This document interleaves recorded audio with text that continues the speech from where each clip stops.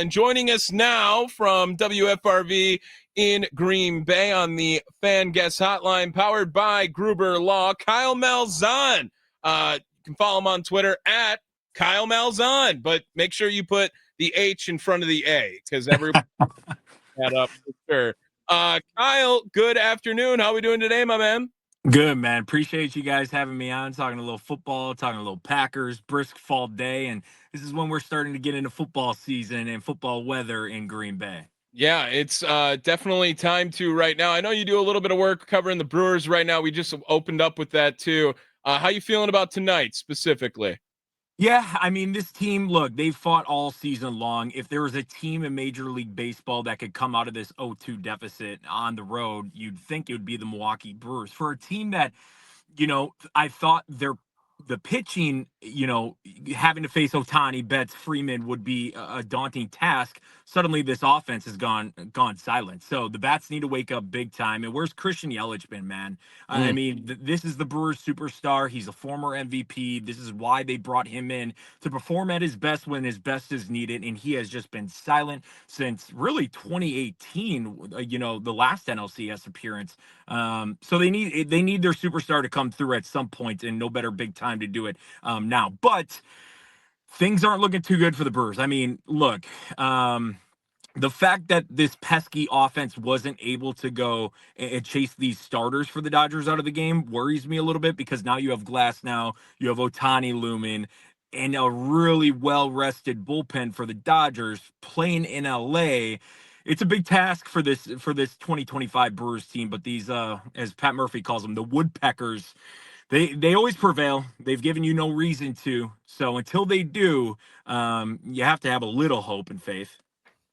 I like that, Kyle. I like, it's hope is not a strategy, but it is something that we can hold on to, right? And so Yeah. I think until this Brewers team proves us otherwise, that they can't, recover and come back. I mean, they lost two to the Cubs in Wrigley, and then were able to come back and get the win. So until this thing is over, let's just, let's support this team. Let's push them across that finish line. Let's have a little hope that they can get this thing going. They might disappoint us, but until that fourth game is over, until that fourth loss happens, I think we need to have just a little faith that they can get this thing done, because they did not disappoint all season long. So really appreciate that insight, Kyle. Let's move over to the Packers. They're heading to Arizona, which is the dream. Love going play in Arizona. I always wish it was in November, late November, some December time frame, but this will do right now. So what are you hearing? What's kind of the word this week? I feel like with the Brewers playing this NLCS, we've talked a little less about the Packers this week. So just fill us in on what's going on. Yeah, I mean, look, this is a team in a game that Green Bay should win against and handle their business, but the Cardinals are no easy team to sleep on. If you look at their record, sure, they're 2-4 on a 4-game losing streak, but every single one of their games has been decided by one possession. They haven't lost more than 7 points, so you can't underestimate them. Now, the Packers in the NFL, I mean, Mason, you know this, sometimes it's not when you play it, or it's not who you play, it's about when you play them. And it looks right now like Kyler Murray's banged up. Marvin Harrison Jr. is a little banged up, so the Packers could be playing the Arizona Cardinals at the right time. Nonetheless, if they're in, the Packers should win this game. And look, this team right now, I walked out of Lambeau Field on Sunday against the Bengals. At the end of each game, whether that's a loss, win, or tie, I just want to find something new about this team. As somebody who covers them and somebody who's around them, I felt like I didn't learn anything else out about this 2025 Green Bay Packers team. Sure, they won. Great. You don't have to apologize for winning in the NFL.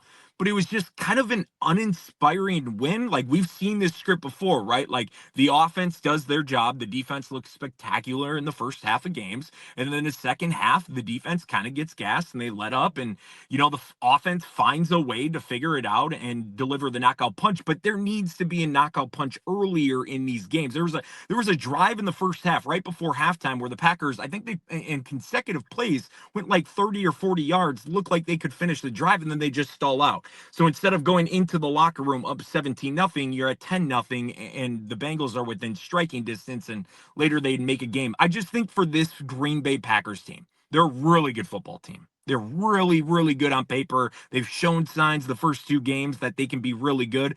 But the one thing that's going to hold them back this year is just themselves. I think Yeah. they're their own worst enemy in some of these situations and can be their own worst enemy in some of these games. The penalties has to clean up. The defense has to finish their job. Special teams has to do their job. And Jordan Love just has to play his game. I think this is a really good football team. I think they should win on Sunday.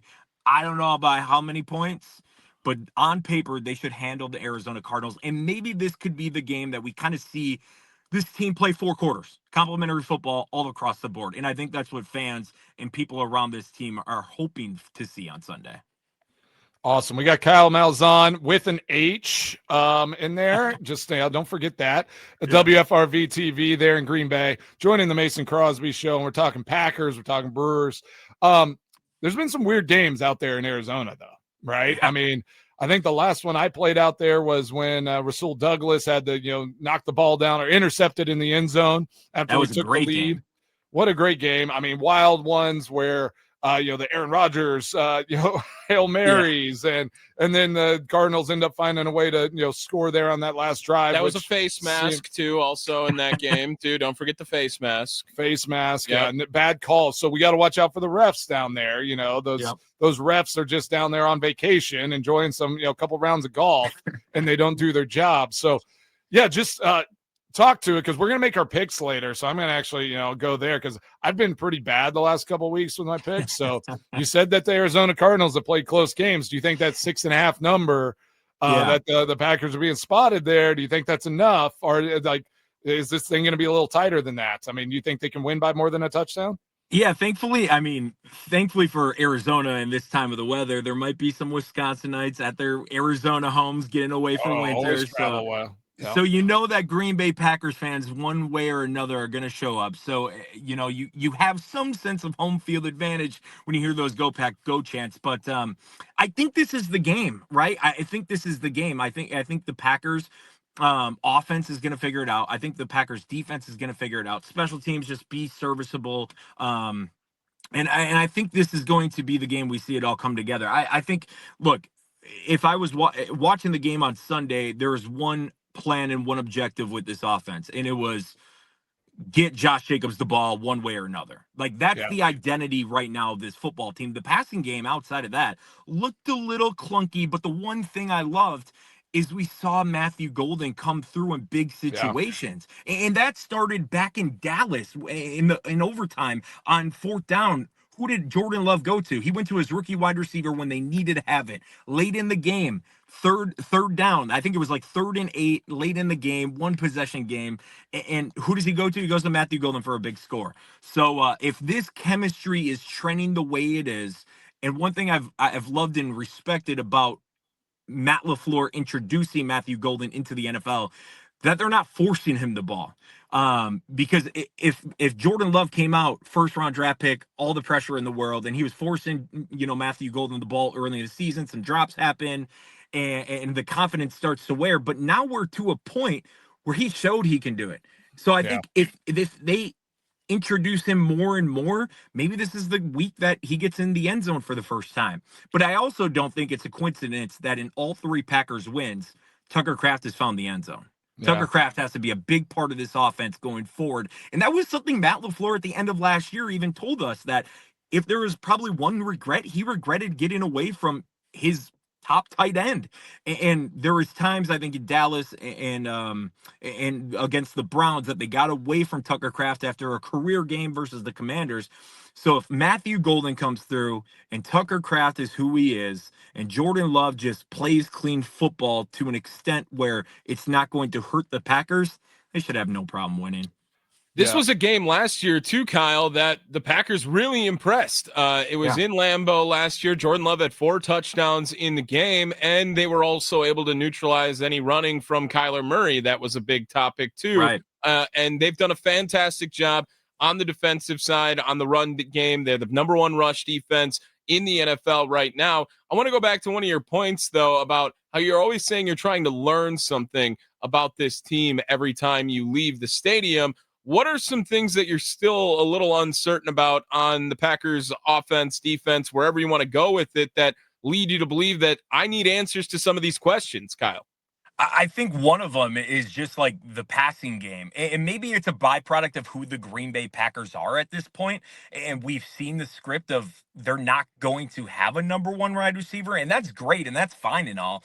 But who's going to be the guy? I don't know if we know that answer. And I don't necessarily know if we need to have that answer. But it's clear that in the red zone, they're probably more times than not going to target Romeo Doubs on like a slant if they're within the 10. It's just death taxes Romeo Doubs finding the ball in the end zone. On the defensive side, like who's going to come through with who's going to generate turnovers? Got to get some turnovers. Yep. Yeah, they got to get some turnovers. And if Kyler Murray's not going, Jacoby Brissett's the backup, and he likes to throw the ball. I think he had over 300 yards last week for the Arizona Cardinals. So maybe this is the game too. I think it comes down to like, is this team going to play clean football, play their brand of football? Who's like figure out the passing game a little bit. It's just been a little confusing for me, and maybe Matt LaFleur is trying to find his footing in this offense with some of his wide receivers, and then just takeaways on defense, man. That's I think the three areas where they just got to figure it out, and then special teams. But I don't want to go on at length at that. I mean, it's tough, but yeah. Yeah, what have you heard from that side of things? I haven't checked in yet. I usually do that on Fridays, just like that final report. Is McManus going to go this week, or is he back practicing, or is Haversick going to get another go at it on the weekend? Well, when Matt LaFleur talked today, he said that this was already going to be McManus's regularly scheduled day not to kick. So I don't know if we'll know anything further than this. There's a possibility that he does kick on Sunday, but it looks like Lucas Haversick is going to stick around. And I was talking to Harry Sidney about this on our locker room show, who was, a three-time Super Bowl champ, coach in Green Bay, special teamer when he played in his playing days. And all you want is an opportunity, right? And for Lucas Haversick to at one point think about substitute teaching, to go to the mecca of the NFL, which is Lambeau Field, and just do his job. All you want's an opportunity, and he passed that test. And the one part of Green Bay special teams that they think they figured out was Brandon McManus. No more kicking issues. He's not going. But if Lucas Haversick can just come in and ride the ship until McManus is fully healthy from his quad injury, I think they're okay. Yeah. I think too with going down to Arizona, I remember there were so many years where whenever we were going on the road and you were going into a controlled environment, it was just like heck yeah, like Aaron Rodgers is going to get the job done. Like watch out for our offense. I think that's where Jordan Love is progressing to, but I think he needs to take that step, continue to take those steps where it's like, yeah, we're going on the road. But if we're not playing outside in tough conditions, this needs to be a game that we go out and dominate. And so what you were saying as well, like I think with what LaFleur said about we don't have a number one, like we're going to spread it out. We're going to just, everyone's going to get touches.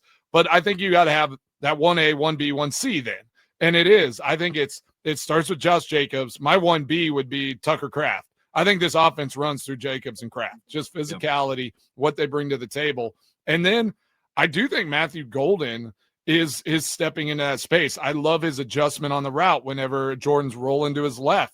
He cuts under the defender, where I think some of the other receivers on this team would have just kind of kept running their route, right? Mm-hmm. So he has that knack, and I think the confidence, like you were talking about, has been growing. I finally saw him in that Bengals game make a hard cut, get downfield, get what he can. I think early on he was frustrated with himself because as a rookie, you have to learn. You're not going to do what you did to some of these college players once you get to the NFL. Like you got to just stick your foot in the ground, get downhill, make one cut, get what you can, and if it opens up, that's great. But don't try to do too much, right? So I think that's a great point. So what do you think? Do you think this Packers team can beat this Cardinals team on the road? The Cardinals have no run game. So, they will have to pass it, and we need to get that pressure turning into, make turnovers happen off that pressure.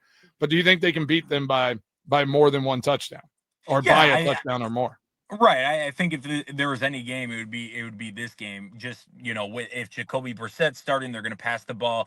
Look, Keyshawn Nixon's been a serviceable cornerback one. Other than that time that he just gave up in on that play in overtime in Dallas. But look, I like what I've seen from these Green Bay corners. Nate Hobbs has to prove it a little bit more, but I think this is a game where everybody hits on all cylinders. I think they do their job. I think Jordan Love is at a point of his career where you're starting to see all the elements come through, right? Like last year, it's hard to kind of analyze him to an extent because of his injury, but now we're seeing him take off. And I think that was a big emphasis. And he even told us it was a big emphasis of his game to start taking off, scramble when the pocket collapses, find a way to get some yards. I think I love the way that Love is progressing. His biggest thing is just playing clean football, and if he can do that, this Packers defense is set up in a way to succeed, to dominate, to put the offense in good situations. The offense has to do their job, and if they do that, they should be walking out of Arizona 4-1-1. Which, by the way, Mason, did you ever tie? Was there ever a tie? Okay, Yep. I hate just I hate as ties. some I hate not only hate ties, but just saying 3, 1, and 1. Like the and is just annoying for me. Yeah, it just gets it's too much. Like Yeah. this is ridiculous. Yeah. I Wait, know. what is 411? Isn't that a number you're supposed to call or something? yeah, at some point? information. Oh, Yeah. yeah, there you go. Yeah. Right. 811 if you want to dig too. So if we get to that point, I guess. Exactly. I hope we get to 8-1-1. Yeah, That'd be that nice. would be pretty good. Yeah. Kyle Malzhan, WFRV in Green Bay. Thank you so much. Does this series get back to Milwaukee, Kyle? Oh man, if the bats wake up, Okay. the bats wake up, I'll and keep I it will at that say, if you like, want. real quick, I was at American Family Field the first few games. Like the fans just wanted a reason to cheer and to get on the Brewers' side. They just really, outside of the Churia homer, they didn't, and Sal Frelick's crazy, whatever double play it was, like they just want a chance to cheer. So if the Brewers can get this back to Milwaukee, man, the Brewers have that home crowd on their side. They just 4 wins from a World Series berth. Got to get there first. Just give themselves a chance. Just win, and then get back to Milwaukee. And then win again. Yeah. And then I got win, you. win, I win, got- yeah. yeah. Kyle, thank you so much for jumping on today, my man. Make sure you guys follow him on Twitter at Kyle Malzhan, H before the A in Zahn, WFRV TV. Have a good rest of your day, Kyle. Appreciate you guys. Take care. All right. Yep. Thank Appreciate you. it, Kyle. There he is, Kyle Malzhan, WFRV TV in Green Bay, joining us on the Fan Guest Hotline, powered by Gruber Law. One call. That's all. We had this kind of on the docket for a topic today. We'll talk about it more at the top of the hour, but I think Kyle set it up pretty well for us, Mason. If you could get one Packer involved in the offense more this week specifically, who do you want it to be? Nicolay Law fan talking text line 414-677-1250. That is the number to join the show at 1 o'clock. We will discuss that. On the other side, we'll wrap up some of our Brewers talk before we get into all football, all in the 1 o'clock hour. It is the Mason Crosby Show. We are presented by Verizon, the official 5G network of the Green Bay Packers, live from the Wisconsin Sports Radio Network studios, powered by the Potawatomi Sportsbook.